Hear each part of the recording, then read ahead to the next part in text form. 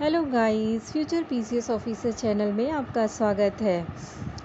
तो आज हम पढ़ने जा रहे हैं एनसीईआरटी का चैप्टर नंबर 15 जिसका नाम है लाइट। और हम जानते हैं कि लाइट क्या होती है, तो चलिए पढ़ते हैं आज इसके कुछ अच्छी चीज़ों के बारे में। तो लाइट क्या होती है? Light is energy when an object absorb lights it's energy increases emitted by object and reflected on it. तो लाइट क्या है? सबसे पहले तो एक एनर्जी है, और जब कोई भी ऑब्जेक्ट इसको अवशोषण करता है तो उसके अंदर जो एनर्जी होती है उस ऑब्जेक्ट के अंदर वो बढ़ जाती है, जो ऑब्जेक्ट के द्वारा छोड़ी भी जाती है और वापस भी कर दी जाती है। अब छोड़ी कब जाएगी और रिफ्लेक्ट कब होगी, ये तो उस मटेरियल के ऊपर डिपेंड करेगा।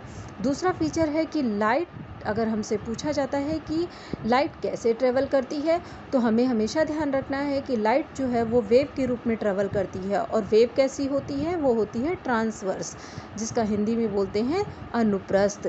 और अगर हमसे पूछा जाता है कि लाइट में कोई मीडियम की आवश्यकता होती है, तो जी बिल्कुल नहीं, लाइट को किसी मीडियम की आवश्यकता नहीं होती है।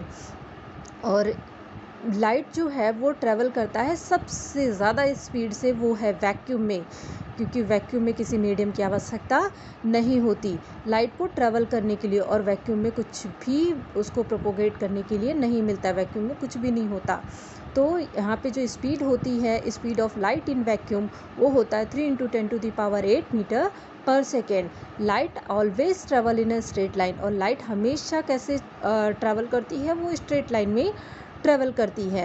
अब अगर कोई ऑब्जेक्ट ट्रांसपेरेंट है तो लाइट क्या होगी? पास हो जाएगी। और अगर ट्रांसलूसेंट है, अर्धपारदर्शी है, तो आधी पास होगी, पार्शियली पास होगी। और अगर कोई ओपेक है, मतलब बिल्कुल भी पास होने वाला नहीं है, तो लाइट क्या हो जाएगी? रिफ्लेक्ट हो जाएगी।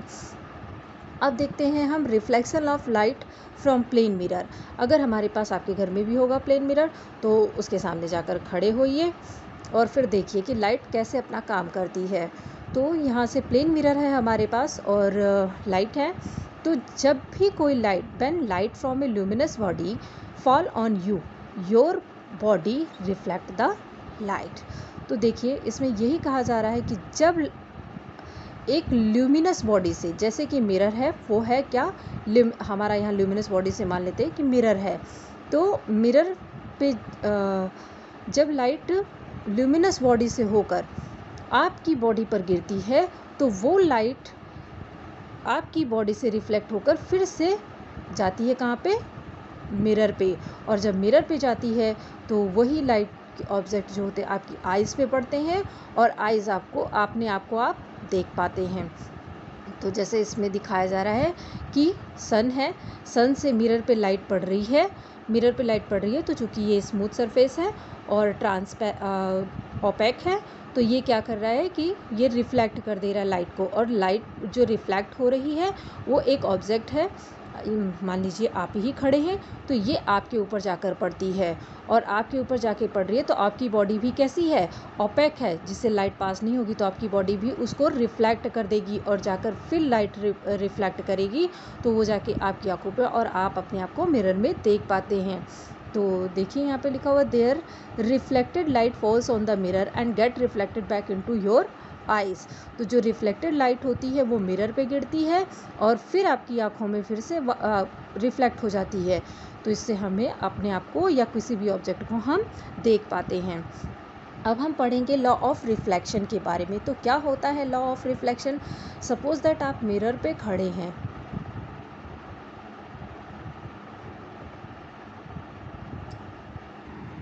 तो हम जानते हैं कि लॉ ऑफ रिफ्लेक्शन क्या होता है।